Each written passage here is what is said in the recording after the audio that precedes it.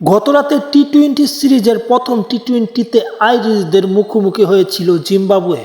Ireland সেই ম্যাচে টসে জিতে প্রথমে ব্যাট করতে নামলে আয়ারল্যান্ড লোকেন ট্রকারের 40 বলে 46 রানের উপর ভিত্তি করে এবং ট্রোটরের 28 হ্যারি ট্র্যাক্টরের 20 বলে 28 রানের উপর ভিত্তি করে এই ম্যাচটিতে তেমন ভালো করতে পারেনি। 8 উইকেট হারিয়ে 137 রান সংগ্রহ করতে পারে।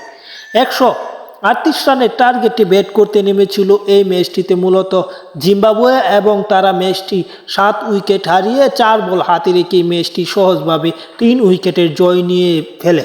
তারা 141 রান সংগ্রহ করে।